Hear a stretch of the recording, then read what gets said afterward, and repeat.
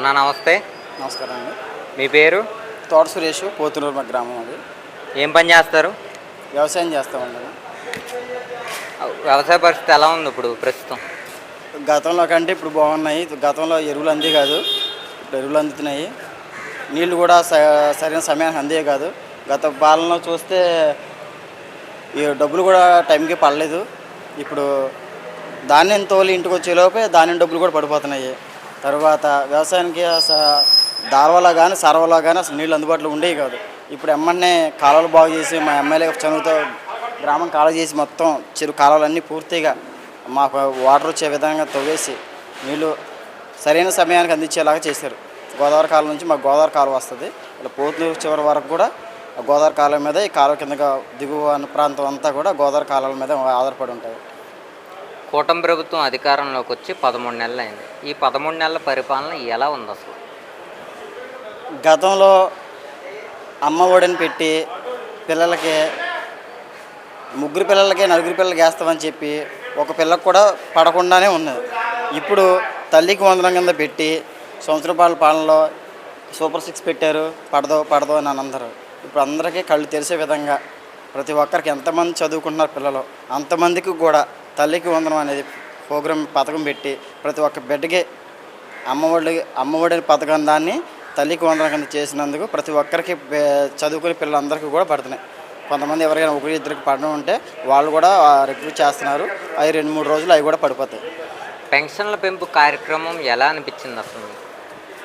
గతంలో ఈ పెన్షన్ ఇవ్వడానికి వాలంటరీ వ్యవస్థను పెట్టి డబ్బులు వృధాగా పాడేశారు. ఇప్పుడైతే కనుక అదే పొద్దున్న 6 గంటలకి సచివాలయం సిబ్బంది అందరూ 6:30-7 గంటలకి 75%, 80% తల్లికి వందనం ఏ విధంగా అందరికి పడినాయో ఈ పెన్షన్లో కూడా వితంతు పెన్షన్లో కానీ, వికలాంగుల పెన్షన్ కానీ, కలిగేత కార్మికుల పెన్షన్ కానీ, మత్స్యగారి పెన్షన్లు కానీ ప్రతి ఒక్కటి కూడా సరైన సమయానికి అందరికీ అందుబాటులో ఉండి ప్రతి ఒక్కరికి వచ్చేస్తున్నాయి. హాస్పిటల్లో ఎవడన్నా పొరుగురులో ఎవడన్నా ఒకవేళ ఆ 1వ తారీఖు 2వ తారీఖు రాకపోతే ఆ పై నెల కానీ ఆ తర్వాత నెల కానీ 3 నెలల వరకు ఛాన్స్ కూడా ఉంది.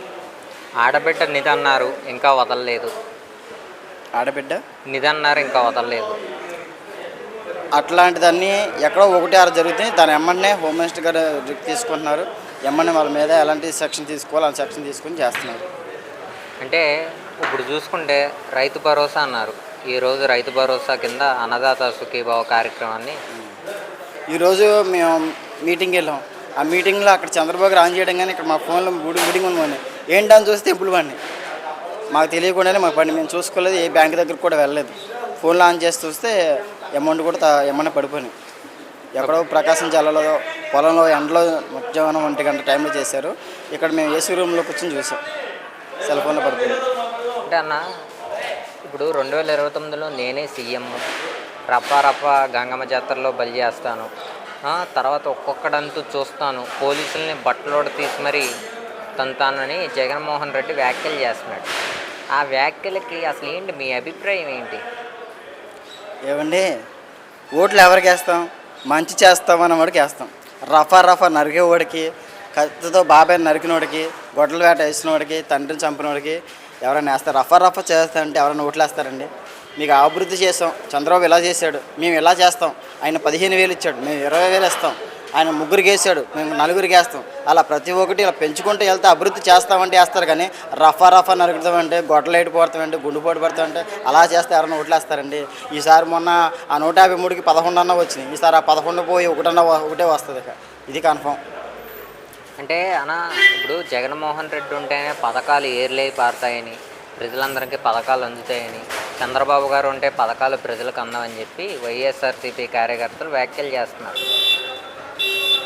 గత పాలన చూసామండి. జగన్మోహన్ రెడ్డి గారి పాలన ఎలా ఉందంటే రాజారెడ్డి గారి పాలన. ఉన్నతమైన పదవులందరూ ఆ రెడ్డి తప్ప ఇంకెవరైనా ఉన్నారా? ఇవాళ చూస్తే ప్రతి ఒక్క నామినేట్ పదవులు కానీ, వేరే అధికారులంగా వచ్చిన వాళ్ళ మీద కానీ క్యాస్టుల వారికి అయితే ఏమీ లేవు. ఎవరికైతే దాని మీద ఉపయోగం ఉందో, ఎవరికైతే నాలెడ్జ్ ఉందో వాళ్ళకి ఆ మినిస్టర్ పదవులు ఇవ్వడం జరుగుతుంది. చూసుకుంటే కనుక ఈ 5 సంవత్సరాల్లో చంద్రబాబు గారు అభివృద్ధి చేస్తారా?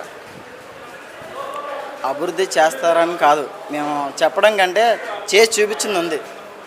ఎప్పుడో ప్రాజెక్టులు 1926లో చేసినటువంటి ప్రాజెక్టులు అయిపోయినాయో లేదో, పోలవరం ప్రాజెక్టు మేము ఎంత పర్సెంటేజ్ చేసామో, ఎంత పర్సెంట్లో ఆగిపోయింది, మళ్ళీ 5 సంవత్సరాలు ఎంత పర్సెంట్ చేశారో క్లియర్గా తెలుస్తుంది. మేము అభివృద్ధి చేసామా అంటే చేసిన అభివృద్ధి మేము చెప్పుకోక్కర్లా, చూస్తే కనబడుతుంది. గత 5 సంవత్సరాల్లో చేసినటువంటి అభివృద్ధి పనులు జగన్మోహన్ రెడ్డి చెప్పమనండి. ఇప్పుడు 5 సంవత్సరాలు చేసే అభివృద్ధి పనులు మేము చెప్తాం. సూపర్ 6 పథకంలో ఏ ఒక్కటి పథకం ఆగదు. ఈ 15వ తారీఖున ఆడవాళ్ళకి ఫ్రీ బస్సు ఏర్పాటవుతుంది. తల్లికి వందనం పడిపోయింది. ఈరోజు అన్నదాత సుఖీభావ పడింది. ప్రతి ఇంటికి గ్యాస్ బండ్లు వెళ్తున్నాయి. ఇంకా చేయాల్సింది ఏముంది? ప్రతి ఒక్కటి ఇంకా మేము చెప్పిన దానికంటే అధికంగా చేస్తామని క్లియర్గా చెప్తున్నాం. 175 అన్నాడు, అది ఆ 7 పోయి 5 పోయి 1 మిగిలింది, 11 మిగిలింది. అంటే అన్న ఇప్పుడు చూసుకుంటే వైసీపీ కార్యకర్తలందరూ ఇప్పుడు మతిస్థిమితం భ్రమించినట్టు అనేక రకాల బురద జల్లే వ్యాఖ్యలు చేస్తున్నారు. ఇప్పుడు చంద్రబాబు గారు అన్నా క్యాంటీన్ రీఓపెన్ చేశారు. దాని మీద భోజనం బాగలేదు, అందులో నీళ్లు క్వాలిటీ లేవు, ఫుడ్ సరిగ్గా పెట్టట్లేదు అనే వ్యాఖ్య ఒకటి. పథకాలు అమలు చేశారు. పథకాలు ప్రజల వరకు అందట్లేదు, అసలు ఏమీ లేవు అని చెప్పి అవి ఒక వ్యాఖ్యలు. అమరావతి రాజధాని అన్నారు. ఆ రాజధాని ఏమో వేసియల్ రాజధాని అంటున్నారు. లేదంటే మొన్న ఏకకాటిగా వారం రోజులు కూర్చున్న వానకి అమరావతి రాజధాని మునిగిపోయింది అంటున్నారు. అసలు ఏంటి వైసీపీ వారు మతి భ్రమించే వ్యాఖ్యలు ఎందుకు చేస్తున్నారు? ఏమండి, దేని మీద అవగాహన లేని వాళ్ళు మినిస్టర్లు అయితే ఎట్లాగే ఉంటుంది. ఇప్పుడు హోమ్ మినిస్టర్ చేశారంటే కొన్ని చట్టాలన్నీ తెలిసి ఉండాలి. లేదు అగ్రికల్చర్ అంటే వ్యవసాయం గురించి తెలిసి ఉండాలి. అలా మిడిమిడి జ్ఞానంతో ఉన్నవాళ్ళు ఆ పథకం గురించి సబ్జెక్ట్ ఏం మాట్లాడా కూడా తెలియదు వాళ్ళకి. ఇంకా వాళ్ళ గురించి మనం ఏం మాట్లాడతాం? రఫా నరికేడతాం అనేవాడిని అలాగా వ్యాఖ్యలు. అమరావతిని మన తల్లిలా భావిస్తే అమరావతిని వేసవిలో అమరావతి అంటే తల్లిని అవమానించుకున్నట్టే, తల్లిలో పాలు తాగి తల్లిని అవమానించుకున్నట్టే. అమరావతి అందరూ రాష్ట్రం మొత్తం చూస్తుంది. సింగపూర్ రాజధాని అన్నారు చంద్రబాబు గారు. ప్రపంచవ్యాప్తంగా ఇవాళ భారతదేశంలో ఉన్నటువంటి ఆంధ్రప్రదేశ్లో ఉన్న అమరావతిని చూస్తామంటే మన అమరావతి వాళ్ళేమో మన రాష్ట్రంలో ఉన్న నాయకులు పాలకులు కూడా తెలియట్లేదు. వాళ్ళు ఇలా అసభ్యకరమైన వ్యాఖ్యలు చేస్తూ ఉంటే వాళ్ళ నాయకులు ఎలా అనాలి? చంద్రబాబు గారు 5 సంవత్సరాలు అభివృద్ధి చేసి 20 లక్షల ఉద్యోగాలు ఇస్తారంటారా? ప్రజలకు వాగ్దానం చేశారు ఆయన ఎలక్షన్కి ముందు 20 లక్షల ఉద్యోగాలు కల్పిస్తానని. వాళ్ళు జాబ్ క్యాలెండర్ ప్రతి సంవత్సరం జాబ్ క్యాలెండర్ అని చెప్పారు. ఏమైనా చేశారా? ఏమీ లేదు. ఇప్పుడు పరిశ్రమలు పెట్టాం. నిన్న కాకుండా జిల్లాలో మెగా జాబ్ మేళా పెట్టి ఇంచుమించుగా 16,000 మందికి జాబు మెగా పెడితే 10,000 మంది జాయిన్ అయ్యారు. చిన్న ఉద్యోగాలు ప్రైవేట్ ఉద్యోగాలు చేసుకుని మన జిల్లాలోనే 16,000 మంది నిన్న కాక మొన్న మెగా జాబ్లో పెడితే పుట్టా మహేష్ గారు దాంట్లో అందరూ జాయిన్ అయ్యారు. ఇలాగ ప్రతి ఒక్కరికి జాబులు ఉంటాయి. తొందర పడేయవద్దు. నిన్న కాక మన కానిస్టేబుల్ ఉద్యోగం వస్తే తిన్న రిజల్ట్ వచ్చినాయి. అన్న 6,000 మంది సెలెక్ట్ అయ్యారు. వాళ్ళు కూడా ఉద్యోగాలు జాయిన్ అయిపోతున్నారు. మెగా డిఎస్సి కూడా ఎగ్జామ్స్ అయిపోయినాయి. జాయిన్ అయ్యే దగ్గర పడిపోయింది. వాళ్ళు కూడా జాయిన్ అయిపోతున్నారు. జాబ్ క్యాలెండర్ అని చెప్పి అబద్ధాలు చెప్పి పరిపాలన కాదు. చెప్పామంటే చేస్తాం క్లియర్గా. అన్న మీ ఎమ్మెల్యే గారి పేరు? మా దెందులూరు నియోజకవర్గం గౌరవనీయులు చింతమనేని ప్రభాకర్ గారు మా ఎమ్మెల్యే. ఎలా ఉంది ఆయన పరిపాలన?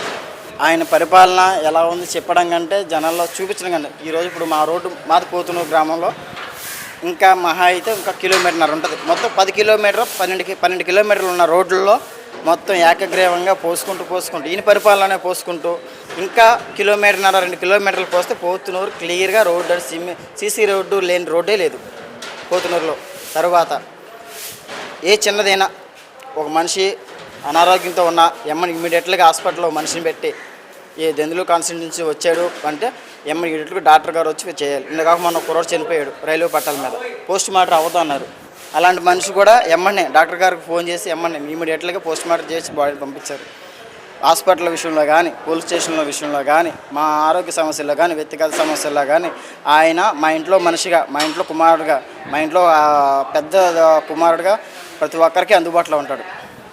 100కి ఎన్ని మార్కులు ఇస్తారన్న కూటమి ప్రభుత్వానికి? 100కి 1000 ఇవ్వచ్చు కూటమి ప్రభుత్వానికి. ఎందుకంటే చెప్పిన పనులు ఏమీ అసభ్యకరమైన పనులు కాదు, చేయనివి చెప్పట్లేదు, చేసే పనులే చెప్పిన పనులే చేస్తున్నాం, దానికి మించి చేస్తాం. పథకాలు తక్కువ పెట్టినా అనేక పథకాలు ఇంకా ముందుకు వెళ్తాం. సరే అండి, థ్యాంక్ యూ.